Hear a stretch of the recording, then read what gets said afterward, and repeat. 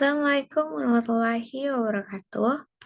Halo semuanya, perkenalkan nama saya Tiara Sasabila Putri, akan mempresentasikan tentang Public Personal Administration dari mata kuliah Sistem Administrasi Negara.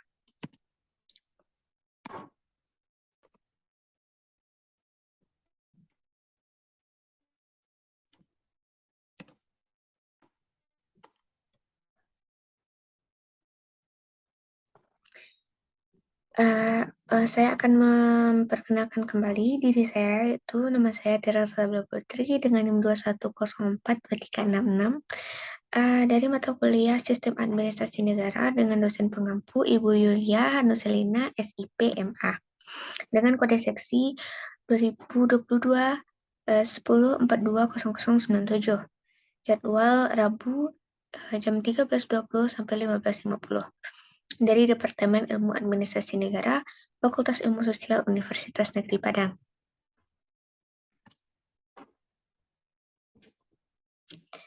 Apa sih Public Personal Administration itu?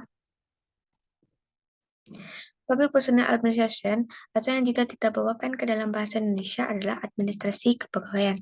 Dalam administrasi kepegawaian publik, merupakan segala sesuatu bentuk kegiatan yang berkaitan dengan manajemen atau penggunaan pegawaian pada sektor publik guna mencapai tujuan tertentu. Nah, yang bisa kita dengar yaitu ASN. Apa sih ASN itu? ASN merupakan singkatan dari aparatur sipil negara, yang mana istilah yang sering kita gunakan untuk menunjukkan status seseorang yang menjabat dalam lingkup pemerintahan, baik itu yang bekerja tetap maupun masih dalam perjanjian kontrak. ASN ini istilahnya melingkupi profesi PNS atau pegawai negeri sipil dan pegawai pemerintah dengan perjanjian kerja atau PPPK.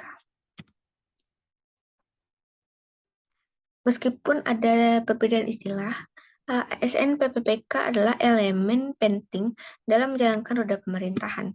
Mereka tetap dipilih dengan menggunakan perekrutan yang ketat sebelum akhirnya mendapatkan perjanjian kerja dalam waktu tertentu. Sedangkan PNS adalah pembina kepegawaian dalam tujuan yang mendapatkan posisi pemerintahan yang sifatnya permanen atau sampai masa pensiunnya habis. Biasanya PNS akan bekerja sampai umurnya 60 tahun. Nah, aturan ini sendiri sudah disahkan oleh Undang-Undang Nomor 5 Tahun 2014 tentang aparatur sipil negara, sehingga dapat disimpulkan bahwa semua PNS itu ASN, namun seorang PPPK itu belum bisa dikatakan PNS atau belum tentu PNS. Nah, kita akan lanjut pada problematika kepegawaian negara.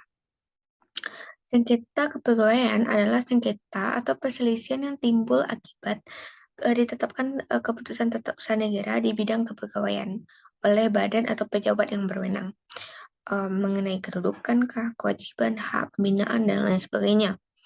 Sengketa tata usaha adalah sengketa yang timbul dalam bidang tata usaha negara, baik itu di pusat maupun di daerah, sebagai akibat dikeluarkannya keputusan TUN atau tata usaha negara, termasuk sengketa kepegawaian berdasarkan peraturan perundang-undangan yang berlaku. Pengelolaan kepegawaian memang sangat rawan dengan masalah sengketa ini, karena berkaitan dengan penertiban atau penetapan keputusan TUN berdasarkan kepegawaian, antara lain keputusan pengangkatan CPNS, keputusan pengangkatan PNS, pengangkatan pangkat, keputusan pengangkatan pangkat yang jabatan struktural maupun jabatan fungsional, dan masih banyak lagi. Nah, akar permasalahan buruknya kepegawaian negara di Indonesia pada prinsipnya terdiri dari dua hal.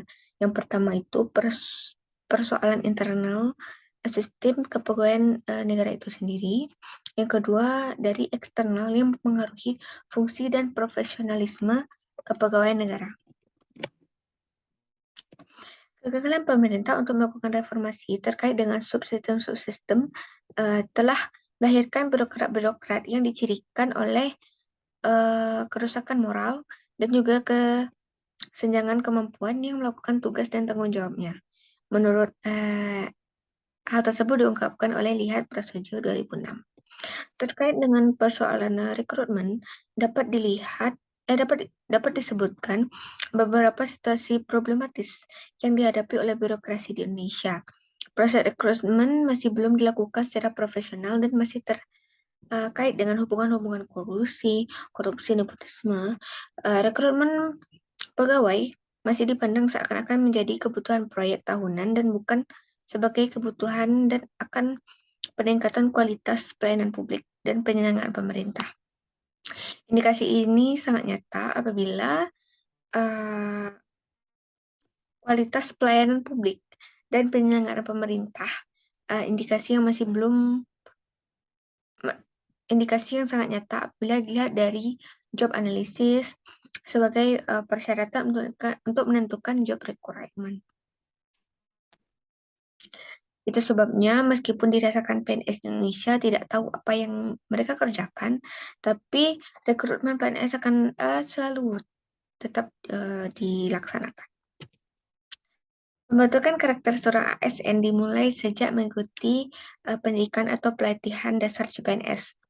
Pendidikan ini bertujuan untuk membentuk nilai dasar profesi ASN, di mana pembelajarannya mencakup mata diklat aneka, akuntabilitas, nasionalisme, etika publik, komitmen mutu, dan anti korupsi.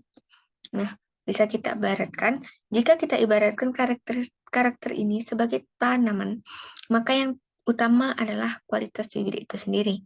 Baru kemudian proses tumbuh kembangnya. Ketika tanaman tumbuh dari bibit yang berkualitas, disirami setiap hari, dan tetap diberi pupuk, pada akhirnya